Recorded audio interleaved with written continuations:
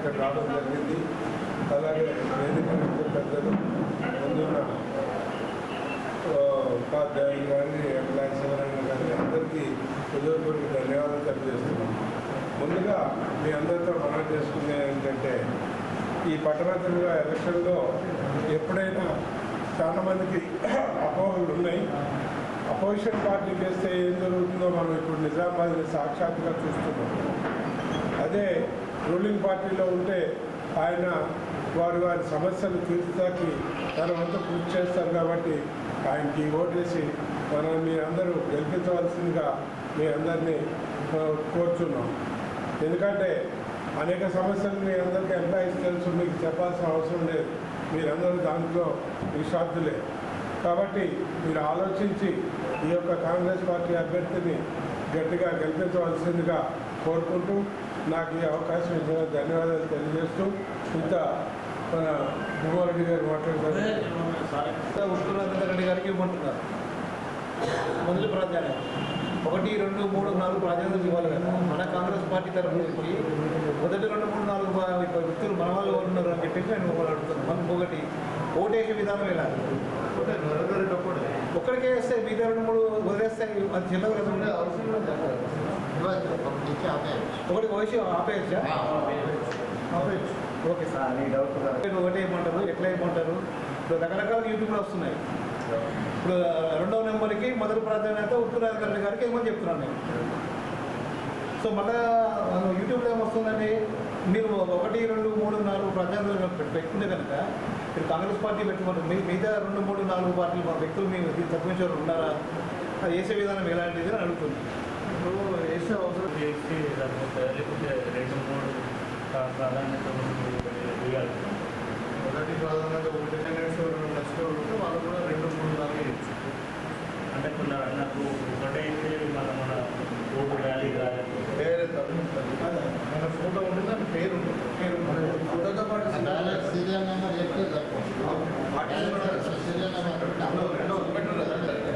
Second నెంబర్లో ఒకటే వేయాలి. అందరూ 2, 3 వేయాలంటారు. ఒకటే వేయండి. ఇంకేదైనా డౌట్స్?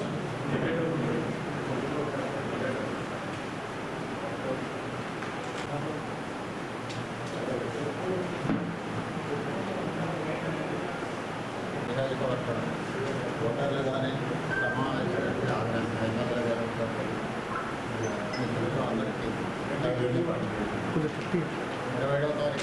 27వ తారీఖు పోలింగ్ జరుగుతుంది. ముబారక్నగర్లో ఎక్కువ బాగా వాళ్ళందరికీ ముబారక్నగర్ హై స్కూల్లో ఓటున్నాను.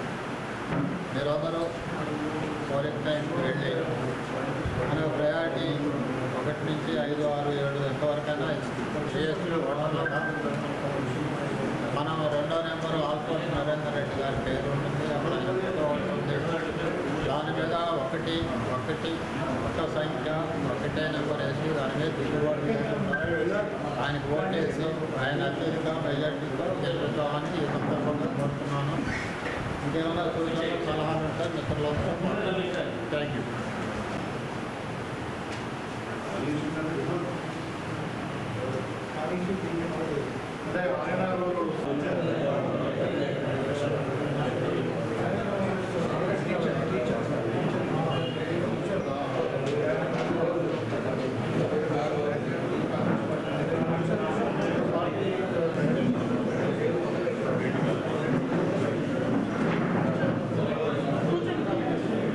గౌరవనీయులైన నిజామాబాద్ యువపక్ష శాసనసభ్యులు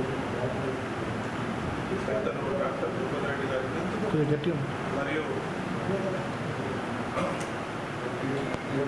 నిజామాబాద్ అందరికీ నమస్కారం. మరి మనందరికీ తెలుసు 27వ తారీఖు నాడు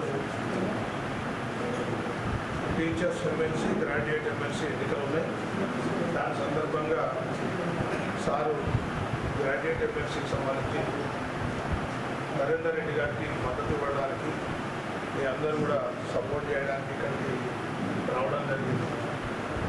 మరి టీచర్ ఎమ్మెల్సీగా మేము ఇప్పటికే జిల్లా అంతా నలుమూలలు తిరిగాం. ఆ సందర్భంలో యూనియన్ నుంచి కూడా యూనియన్లన్నీ కూడా మిత్రపక్షాలుగా వామపక్ష యూనియన్లన్నీ కూడా మరి అధికార పార్టీ అభ్యర్థికి మద్దతు ఇస్తున్నాయి. ఇవాళ నేను వాళ్ళ బోధన 4 మండలాలు తీసుకొచ్చాము. అక్కడ కూడా మనం చెప్పడం జరిగింది, గ్రాడ్యుయేట్ అంటే అధికార పార్టీకి, దాంతోపాటు మాకు జేఏసీలు అన్నీ కూడా సపోర్ట్ చేస్తున్నాయి. ఇక్కడి నుంచి పొలిటికల్ జేఏసీలు అందరూ కూడా కోదండరామ్ గారి యొక్క మద్దతుతో వాళ్ళు కూడా ఇప్పుడు సమావేశం ఉంటుంది చూసేపట్లో వాళ్ళు అక్కడ కూడా మేము చెప్తాం తప్పకుండా అన్న. ఇప్పుడు ఇక్కడ దాకా వచ్చారు కాబట్టి బ్యాంక్ కాలనీ నుంచి కూడా మనకున్న టీచర్లకు వాళ్ళ ఫ్యామిలీస్కి ఒక్కొక్క ఇంట్లో 5 ఓట్లు కూడా ఉన్నాయి. వాళ్ళందరికీ కూడా ఆల్మోస్ట్ సమాచారం అయిపోయింది. మరి తప్పకుండా మరి అధికార పార్టీ అభ్యర్థి గెలిస్తేనే విద్యా వ్యవస్థలో మనం కావాల్సిన నిజామాబాద్లో ప్రభుత్వ ఇంజనీరింగ్ కాలేజ్ కావాలంటున్నాం. మరియు ఎంత స్కిల్ యూనివర్సిటీ ఇంతకుముందే స్కిల్ యూనివర్సిటీకి ఒక దఫా పెద్దలు సుదర్శన్ రెడ్డి గారిని కలిసి ఇంకా నిజామాబాద్లో కూడా పెడితే బాగుంటుంది అన్నప్పుడు సార్తో మాట్లాడి ఎమ్మెల్యే గారితో వాళ్ళు డిస్కషన్ చేసి ట్రైనింగ్ ఇస్తున్నారు. గ్రాడ్యుయేట్లకు సంబంధించి దాంట్లో కూడా నిజామాబాద్లో మనకు ఏర్పాటు చేసినటువంటి సెంటర్ ఉంది, దాంట్లో ఇవ్వబోతున్నారు. ఏదైనా కూడా ఈ ప్రభుత్వం వచ్చిన తర్వాత సంతృప్తి ఉన్నాం సార్. ఉద్యోగం కూడా ఇవాళ అదే మాట చెప్పాము. కేజీబీవీ స్కూల్స్కి వెళ్ళాము, అనేక మోడల్ స్కూల్స్కి వెళ్ళాం. వాటిల్లో కూడా 52,000 నియామకాలు వేసింది. అన్నిటికన్నా ముందు వామపక్ష ఉద్యమాలు చేసిందే 10 సంవత్సరాల నుంచి మేము సార్. ప్రతిపక్ష పార్టీగా ఆ రోజు కాంగ్రెస్ పార్టీ జీవన్ రెడ్డి గారికి కూడా మేము తిరిగాం, ఆయనను గెలిపించుకున్నాం. ఇంతో అంతో వాయిస్ వస్తే జీవన్ రెడ్డి గారి వాయిసే వచ్చింది. తర్వాత మా మద్దతుతో గెలిచినటువంటి నర్సిరెడ్డి గారి వాయిస్ వచ్చింది. ఇప్పుడు కూడా మరి అశోక్ కుమార్ గారి వాయిస్ కోసం మేము పడుతున్నాం.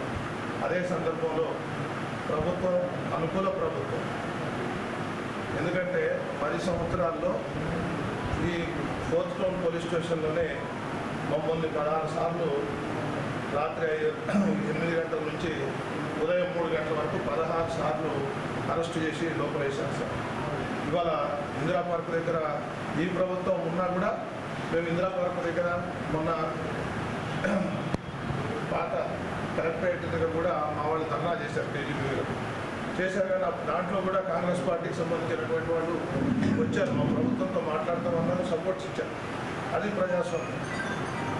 మరి దాన్ని అటువంటి సందర్భంలో మనం ఖచ్చితంగా అధికార పార్టీ అభ్యర్థిని గెలిపించుకుంటేనే ఏమన్నా అవకాశాలు ఉంటాయి. లేకపోతే కోపం వచ్చిందంటూ మా అభ్యర్థి గెలవలేదు, విమర్శలు వచ్చినాయంటే పండించే అవకాశం లేదు, విద్యా సంస్థలు కూడా వచ్చే అవకాశం లేదు, ఉన్న బడ్జెట్ని కూడా తగ్గించే అవకాశం ఉంటుంది. ఇప్పుడు చేసే ముఖ్యమంత్రికి సపోర్ట్ ఇవ్వాలన్న ఆలోచన మా సంఘాలలో కూడా ఉంది. ఇప్పుడు మేము కూడా బహిరంగంగానే చెబుతున్నాం సార్. తప్పకుండా మీరందరూ కాలనీవాసులందరూ కూడా మరి గౌరవ శాసనసభ్యులు ఇక్కడికి వచ్చి చెప్తున్నందుకు మరి ఒకే వాయిస్గా మనం తప్పకుండా మా యూనియన్ నుంచి అయితే మాకు ఎట్లాంటి వేషాలు లేవు, మేము చెప్పచ్చు కూడా, ప్రోటోకాల్లో కూడా మేము చెప్తాం. మీరు కూడా అందరూ కూడా సహకరించాలని కోరుతూ అవకాశం ఇచ్చిన అందరికీ ధన్యవాదాలు.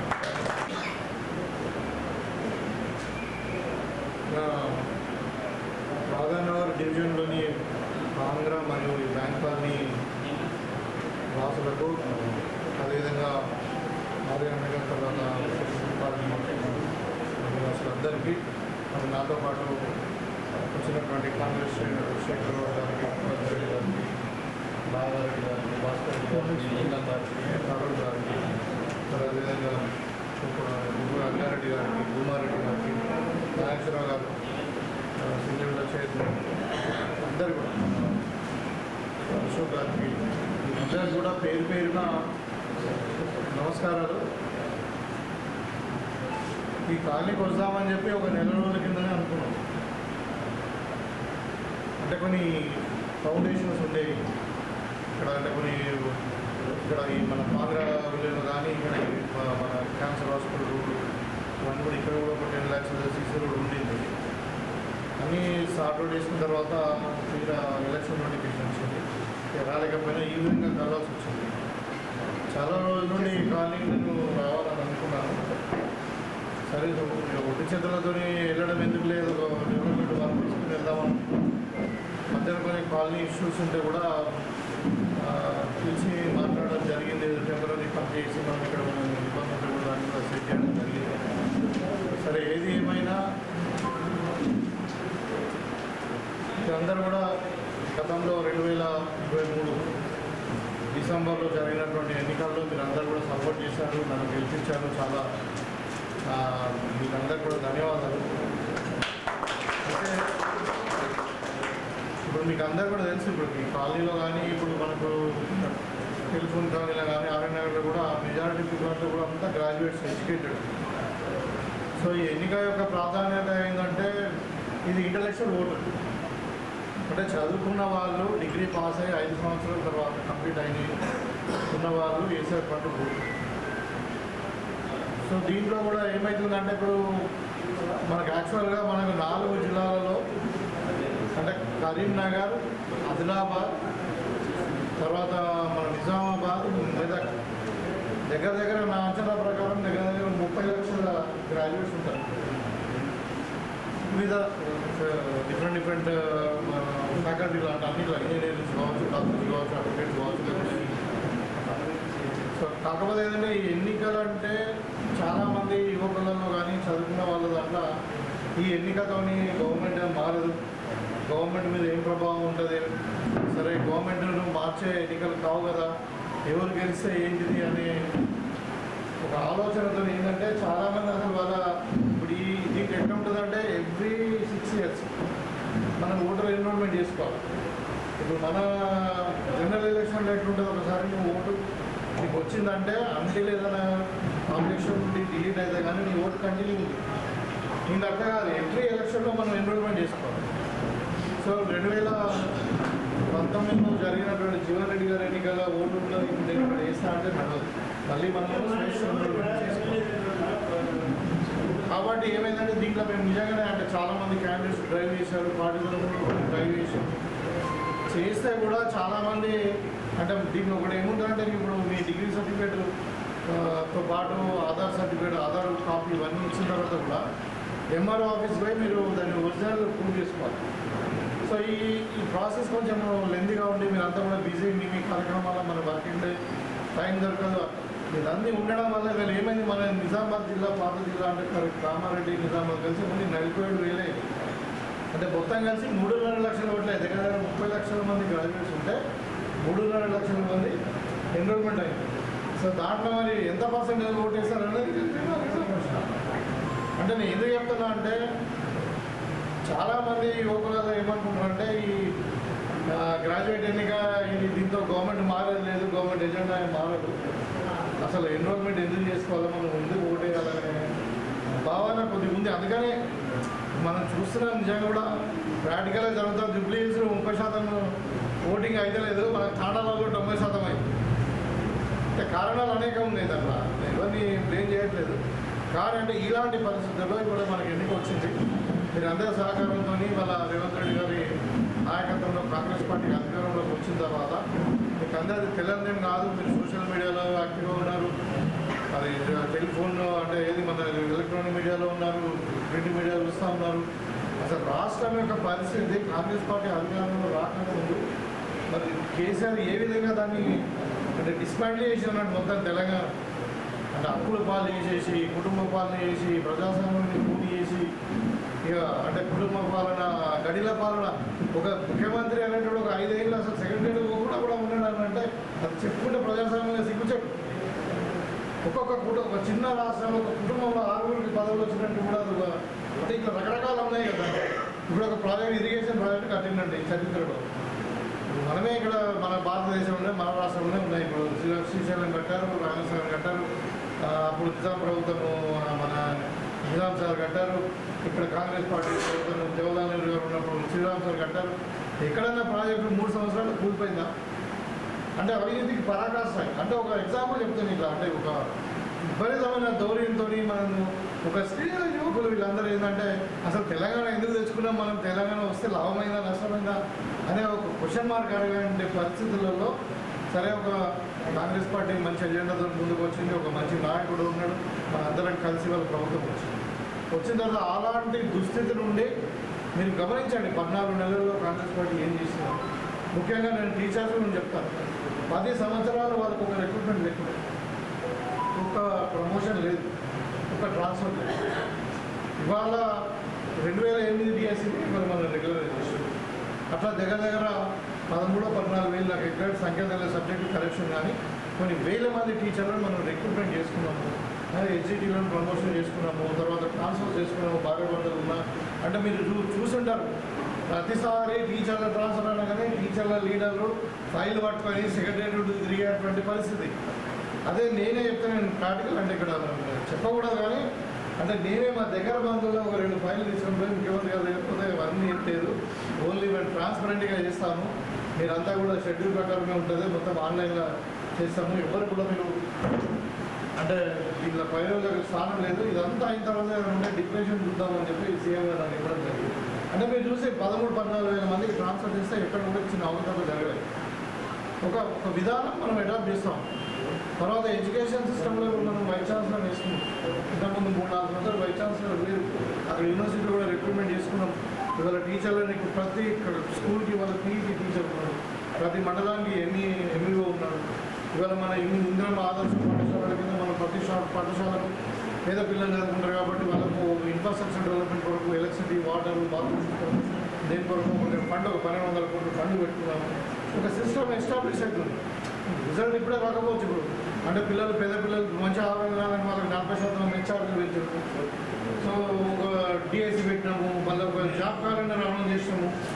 యువకుల కొరకు వాళ్ళ జాబ్ క్యాలెండర్ ఇంతకుముందు ఎగ్జామ్ ఎప్పుడైతుందో తెలియదు, ఆ ఎగ్జామ్ చివరి వరకు అవుతుందో కాదో తెలియదు, మధ్యలో ఎక్కడ పోటీ పోయి ఆపేస్తారో తెలియదు, ఎప్పుడు నోటిఫికేషన్ వస్తుందో తెలియదు. మనం అందుకని ఇప్పుడు ఏం చేసాం, మన ఇయర్ లాంగ్ జాబ్ క్యాలెండర్ ఒకటి అనౌన్స్ చేసి ఒక విద్యార్థికి క్లియర్గా గ్రూప్ 1 ఎగ్జామ్ ఎప్పుడు ఉంటుంది, లేకుంటే ఇంకా ఎలక్ట్రిసిటీ డిపార్ట్మెంట్ ఎగ్జామ్ ఎప్పుడు ఉంటుంది, పోలీస్ డిపార్ట్మెంట్ ఎగ్జామ్ ఎప్పుడు ఉంటుంది మనం చెప్పగలిగితే వాళ్ళు దాని టైం కేటాయించి ఇంట్రెస్ట్ ఉన్న డిపార్ట్మెంట్లో వాళ్ళు చదువుకొని చేయగలుగుతారు.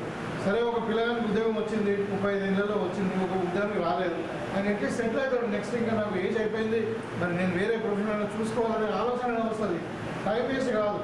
సో ఈ విధంగా అంటే ఇప్పుడు ఇలా ఒక జాబ్ క్యాలెండర్ మనం రిలీజ్ చేసుకున్నాం అంటే మీకు చెప్తా ఉన్నాం ఇట్లా. సో మనకు ఇలా ప్రధాన సమస్య మనకు అన్ఎంప్లాయ్మెంట్. చాలామంది ఇప్పుడు మన దగ్గర ఎడ్యుకేషన్ విధానం కూడా ఎట్లా ఉందంటే అది జాబ్ ఓరియంటెడ్ లేదు. ఈ మధ్యన కొంచెం ఐటీ ఇవన్నీ వచ్చినాక జాబ్స్ వచ్చినాయి, కానీ నిజంగా చదువుకున్న వాళ్ళకి ఎంతమందికి జాబ్స్ వచ్చినాయి అంటే ప్రైవేట్లో గవర్నమెంట్ జాబ్స్ వచ్చినాయి కానీ ప్రైవేట్లో ఎంతమంది జాబ్ క్రియేట్ అయింది, ఆ చదువుకునే దానికి ఆయన చేసే పనికి సంబంధం లేదు. ఇవాళ మనకు ఒక టెలిఫోన్ రిపేర్ అయినా మన బాక్స్ ఖరాబ్ అయితే క్వాలిఫైడ్ లేడు, సెల్ ఫోన్ రిపేర్ చేస్తే క్వాలిఫైడ్ లేడు, మన అగ్రికల్చర్ ఫీల్డ్ మన పంప్ సెట్ రోజు ఖరాబ్ అవుతుంటాయి, ఎలక్ట్రిషియన్ క్వాలిఫైడ్ లేడు, సపోజ్ ఒక ట్రాక్టర్ ఖరాబ్ అయింది క్వాలిఫైడ్ టెక్నీషియన్ లేడు. లైక్ అంటే మన డే టు డే యాక్టివిటీలో మన మోటార్ బైక్ మనం ఎవ్రీబడి అందరికి ఉంటుంది, మన మోటార్ బైక్ ఖరాబ్ అయితే మనం ఎవరికో ఒక సీనియర్ మెకానిక్ దగ్గర నేను ట్రైనింగ్ చేసుకుంటున్నటువంటి ఒక పిల్లల దగ్గర మనం పోతున్నాం కానీ అక్కడ సర్టిఫికేట్ లేదు, క్వాలిఫికేషన్ లేదు. సో ఇలాంటి బేసిక్ ఫీల్డ్ ఇప్పుడు ప్లంబర్ ఉన్నాడు, కార్పెంటర్ ఉన్నాడు, ఎలక్ట్రీషియన్ ఉన్నాడు, ఈ మనకు డే టు డే సమాజానికి అవసరం ఉండే ఎంప్లాయ్మెంట్ జనరేషన్ ఫీల్డ్లో మనం వాళ్ళ పిల్లలకు ట్రైనింగ్ ఇవ్వాలని చెప్పి పెద్ద ఎత్తున అంటే మంచి పెద్ద ఆలోచన ఒకటి స్కిల్ యూనివర్సిటీ మనం స్టార్ట్ చేసుకున్నాం. అది కూడా అంటే almost one of it's kind in India.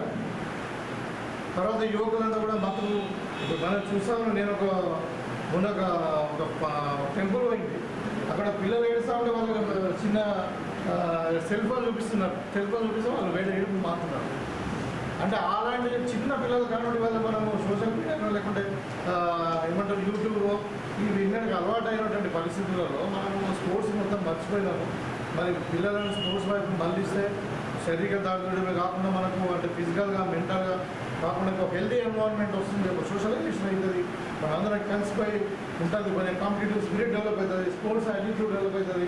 తర్వాత ఇంకా రీసెంట్ ఇన్వెస్టిగేషన్స్ కూడా రీసెర్చ్ ఏం చెప్తుందంటే ఇఫ్ యూ డూ ఎక్సర్సైజ్ నీ మెంటల్ అండ్ ఇంటలెక్చువల్ కెపాసిటీ కూడా బాగా పెరుగుతుంది, మెమొరీ కానీ థింకింగ్ కెపాసిటీ చాలా పెరుగుతుంది.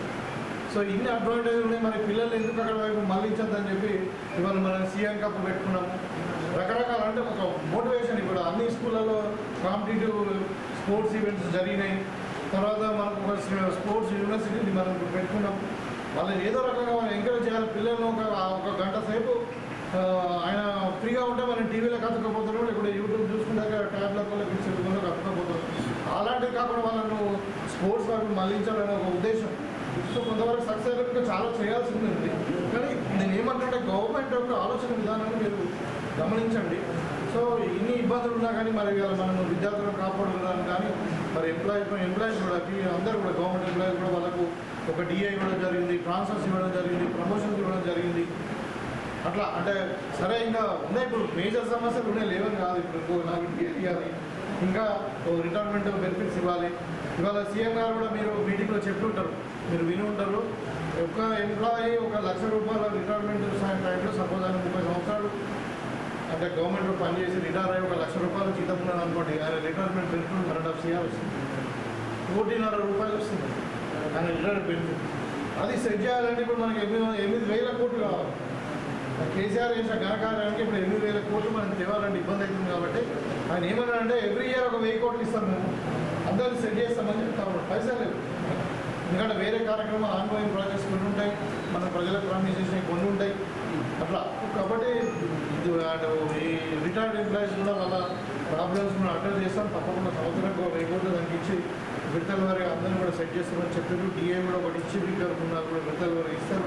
ఎట్లా ఆర్థిక పరిస్థితి బాగుపడుతుంది అట్లా. కాబట్టి ఇవన్నీ ఉన్నాయంటే నేను కొంచెం ఎందుకు చెప్తున్నా అంటే మీరు అంతా అర్థం చేసుకోవాలి. ఇంటలెక్చువల్స్ చదువుకున్న వాళ్ళు కాబట్టి ఈ పరిస్థితుల్లో మనకి ఇప్పుడు ఎన్నికలు వచ్చినాయి.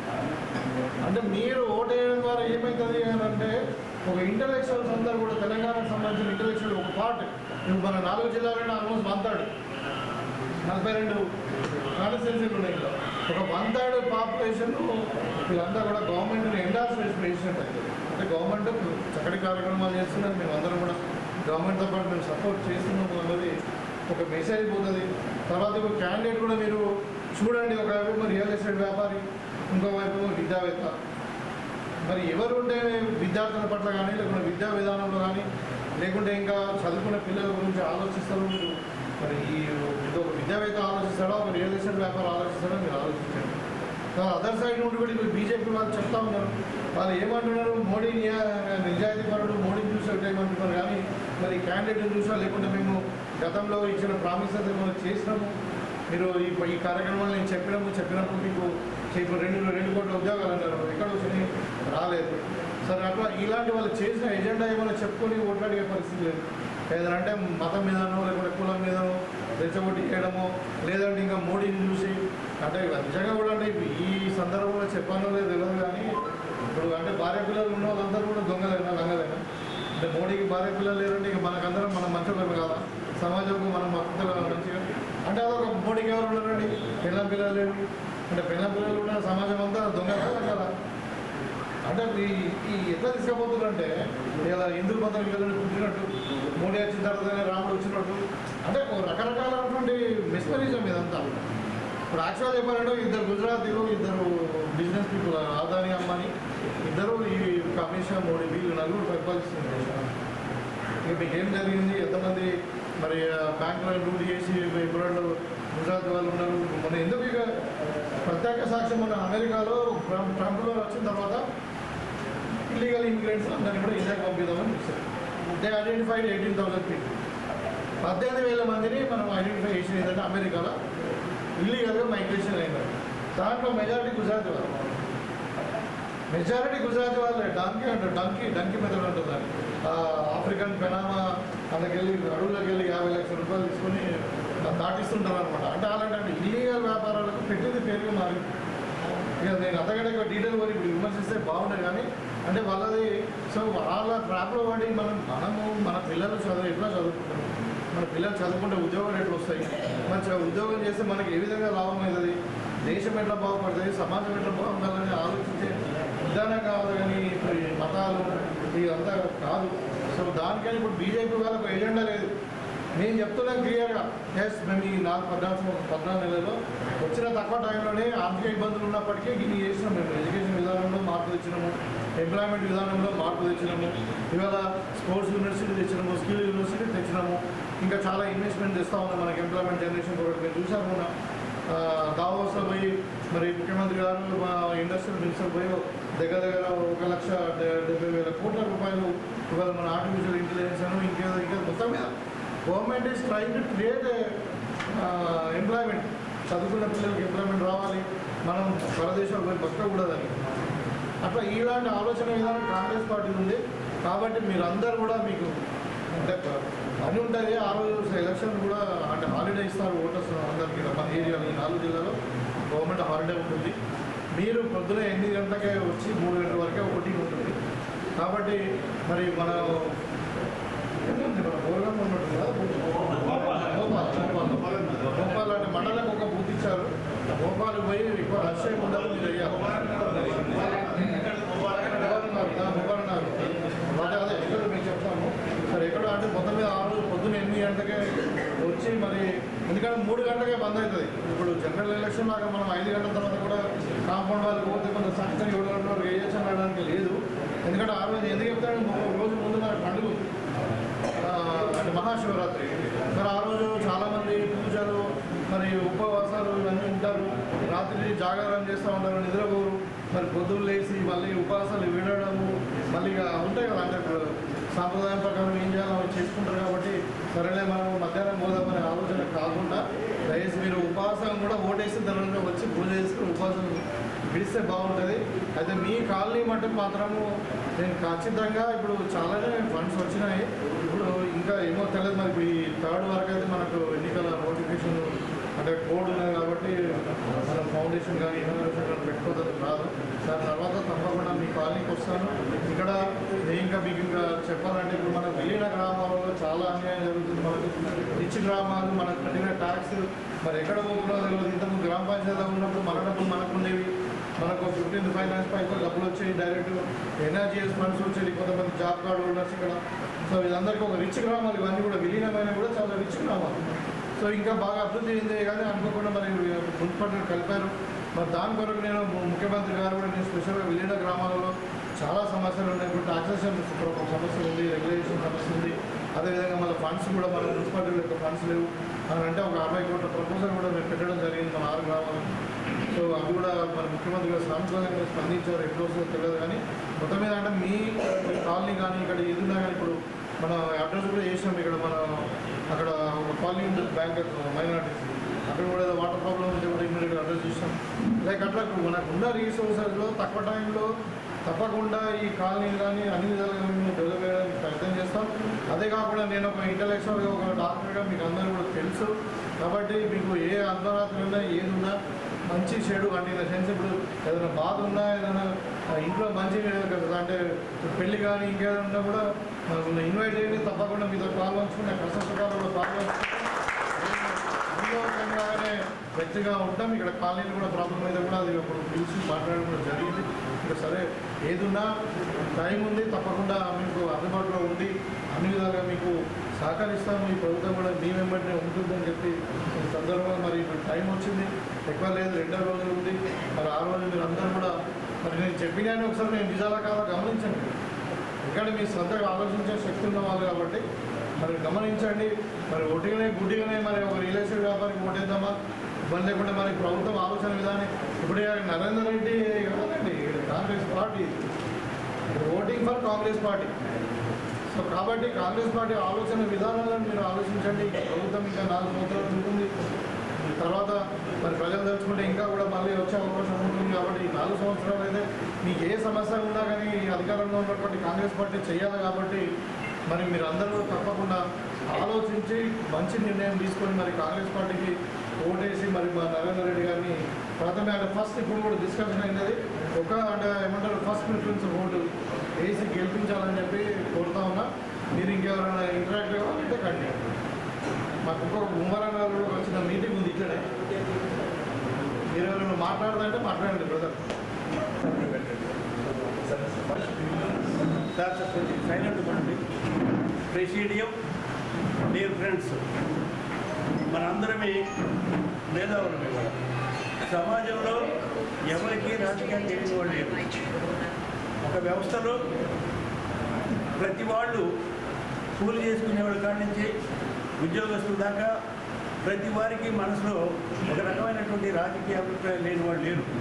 కానీ ఆ రాజకీయ అభిప్రాయాలు కులాలని, మతాలని, వర్గాలని ప్రాంతాల్ని రెచ్చగొట్టకుండా సమాజం పీస్ఫుల్గా ఉండేట్టుగా, దేశం ఐక్యతగా ఉండేట్టుగా రాజకీయాలు నడిపే వ్యవస్థ కావాలి. దానికోసం 1977 నుంచి స్టూడెంట్ లైఫ్లో కొట్లాడాము, పోరాడాము, మంచి వాళ్ళని గెలిపించాము. మంచి మార్గంలో వెళ్ళడానికి జాతీయ పార్టీల్లో ఉండాలని పట్టుబట్టే వాళ్ళలో మొదటివాడు నేను 89లో కొన్ని కారణాల వల్ల ప్రకాశం జిల్లా నుంచి టీచర్గా, నా భార్య ఇక్కడ టీచర్ అయితే నేను ఇక్కడికి ట్రాన్స్ఫర్ అయ్యి వచ్చాను. దాదాపు 29 సంవత్సరాలు నా సర్వీస్ లైఫ్లో ఎక్కడా అవినీతి లేకుండా ఆఫీసుల్లో పనిచేసి అందరి మెప్పులు పొందగలిగారు. మన్న వెంకటేశ్వరరావు గారు అతి ప్రియాతిప్రియమైన మిత్రులు. అంతకంటే బాబు గారు చాలా ముఖ్యంగా వారికి నేను సీట్ ఇప్పించగలిగాను. ఆయన మినిస్టర్గా వచ్చి మా స్కూల్కి 3 సార్లు వచ్చారు. తర్వాత సుదర్శన్ రెడ్డి గారిని ఒకసారి 1500తో గెలిపించాం. సాలూరులో హెచ్ఎంగా రిటైర్డ్ అయ్యాను. బోధనలో నాకు బోధనలో సొంత ఇల్లు ఉంది. ఒక అపార్ట్మెంట్ అప్పులతో కొనుక్కొని ఇక్కడికి వచ్చాను. అయితే ఇవాళ ఎందుకు నేను నరేంద్ర రెడ్డి గారిని సపోర్ట్ చేయడానికి వచ్చాను అంటే, మాకు దీంతో ఐక్యత ఉంది. నల్గొండలో నర్సిరెడ్డి గారు అలుగురెడ్డి నర్సిరెడ్డి గారు మా కాంగ్రెస్ పార్టీ సపోర్ట్ ఇస్తుంది. ఇప్పుడు ఆల్రెడీ ప్రజెంట్ ఎమ్మెల్సీ, ఆయన ప్రియాతిప్రియమైన మిత్రుడు. నాకు 30 సంవత్సరాలు మేము యూటీఎఫ్లో పనిచేసాం. సుధాకర్ రెడ్డి గారిని టీఆర్ఎస్ ఉన్నప్పుడు సపోర్ట్ చేసి గెలిపించుకున్నాం. కొన్ని జీవోలు పాజిటివ్గా తెప్పించుకున్నాం. కానీ ఇవాళ కాంగ్రెస్ పార్టీకి ఎందుకు మేము ఇంతగా తెలంగాణ మొత్తంగా సపోర్ట్ ఇస్తున్నామంటే, టీఆర్ఎస్ మిగులు నిధులని మీ అందరికీ తెలుసు. 2,50,000 కోట్లు, 2,50,000 కోట్లు మిగులుగా ఉన్న నిధుల్ని ఇవాళ ఎంత అప్పుల్లో ఉంచిందో మీ అందరికీ తెలుసు. మాకు పెన్షన్ లేక 18వ తేదీ, 12వ తేదీ, 13వ తేదీ వచ్చిందో రాను దశలో ప్రజలతో పాటు చాలా ఇబ్బందులకు గురైన మేము మళ్ళా రేవంత్ రెడ్డి గారిని ఎక్కించాము. నాకు అతి కాన్ఫిడెంట్గా ఎన్నికల ముందే కాంగ్రెస్ ప్రభుత్వం వస్తుంది, రేవంత్ రెడ్డి ముఖ్యమంత్రిగా అవుతారనే నమ్మకం నాకుంటే, నాతో మా బావమది పందెం ఎంత పెడదామంటే తిట్టాను. నీ జీవితంలో ఎప్పుడు పందాలు పెట్టలా. రేవంత్ రెడ్డి గారు ముఖ్యమంత్రి అవుతారనేది అనివార్యం. ఎందుకంటే ఆయన ఇబ్బంది పెట్టింది ప్రభుత్వం, ఘోరంగా ఇబ్బంది పెట్టింది. అట్లనే ఆయన ఒక్కడనే పెట్టలేదు. మా ఉపాధ్యాయుల మీద కేసులు, ప్రజా సంఘాల మీద కేసులు, ధర్నాలు చేయకుండా స్వేచ్ఛను హరించినటువంటి ప్రభుత్వం. అదే టీఆర్ఎస్లో 2 సార్లు మేము కూడా సపోర్ట్ చేసాం. కానీ 3వసారి భరించలేని పరిస్థితులు సమాజంలో వస్తే మేము ఎదురైనది మేధావర్గం మొత్తం, ప్రజల మొత్తం ఎదురయ్యే పరిస్థితి వచ్చింది. అలాంటి సిచ్యువేషన్లో కాంగ్రెస్ ప్రభుత్వం రావటం ప్రజలకి, ఇందాక డాక్టర్ భూపతి రెడ్డి గారు చెప్పారు, గౌరవనీయులు ఉపాధ్యాయులకు మీద జరిగింది, ప్రమోషన్లు ఇచ్చారు, ఉద్యోగాలు ఇచ్చారు. చంద్రబాబు పాలనలో కూడా వచ్చినాయి. ఒక డిఏ ఇచ్చారు.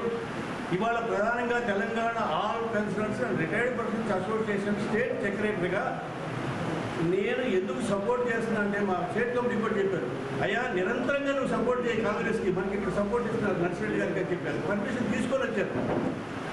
నేను ఇంకొక ఉదాహరణ చెప్పి ముగిస్తా. జీవన్ రెడ్డి గారు టీఆర్ఎస్ గవర్నమెంట్ ఉన్నప్పుడు బోధనలో ఎమ్మెల్సీగా ఉన్నప్పుడు నా మీద ఒత్తిడి వచ్చింది, బెదిరింపులు వచ్చినాయి టీఆర్ఎస్. నేను లైన్లో నిలబడి 300 మంది మేధావులు ఓట్లు ఇచ్చారు. ఆయన గెలిచారు. ఇంతవరకు ఆయన కలవలేదు. ఎందుకని? మంచి పనులు చేస్తాడు ఆయన. నా సర్ప్రైజ్ కోసం నేను వెళ్ళను కదా, నా సర్ప్రైజ్ కోసం మన్నం గారి దగ్గరికి వెళ్ళను కదా, నా సర్ప్రైజ్ గారి భూపతి రెడ్డి గారి దగ్గరికి వెళ్ళను కదా. సామాజికంగా మాకు డిఏని ఉందని అనేక సార్లు ఆయన నంబర్ తీసుకొని నెలకో 2 నెలలకు ఫోన్ చేసి రేవంత్ రెడ్డి గారికి రిప్రజెంట్ చేయండి సార్ అని అడిగేప్పుడు నాకు ఉంది. ఎందుకని? ఇవాళ మేము నరేంద్ర రెడ్డి గారిని గెలిపించాలనుకున్నాం, గెలుస్తాడు కూడా కాబట్టి. అందువల్లే ఇప్పుడు ఒకే విషయం చెప్తున్నానండి, రాజకీయాల్లో ఎమ్మెల్యేలు అయ్యేవాడిని ఎంతోమంది చూశాను, పదవులు పోయిన వాళ్ళని చూసాము, ముఖ్యమంత్రులు చూసాము. నాకు పార్లమెంట్ సీట్ ఇస్తానని 1994లో బాబు గారు అడిగితే, వద్దు సార్ అంటే మీరు ఇంకా కమ్యూనిస్ట్ పార్టీలో ఉండాలన్నాడు. జీవితం చనిపోయేదాకా సిపిఎంలో ఉంటారని చెప్పారు. ఆయన సెంట్రల్ మినిస్టర్ అయ్యాడు ఉమారెడ్డి గారు. అలాంటి అవకాశాలు కూడా మాకు వద్దు. మాకు వాళ్ళు గెలిచారు అభ్యుదవాదులు. నేషనల్ పార్టీ, ఒక మాటలో చెప్పాలంటే ప్రాంతీయాల్ని, కులాల్ని రెచ్చగొట్టినటువంటి పార్టీ కాంగ్రెస్ పార్టీ. కాబట్టి త్రూ అవుట్ ఇండియాగా వామపక్షవాదులుగా మేము ఎక్కడైతే నిలబడమో వాళ్ళకి కాంగ్రెస్ పార్టీ వారికి సపోర్ట్ చేస్తాము.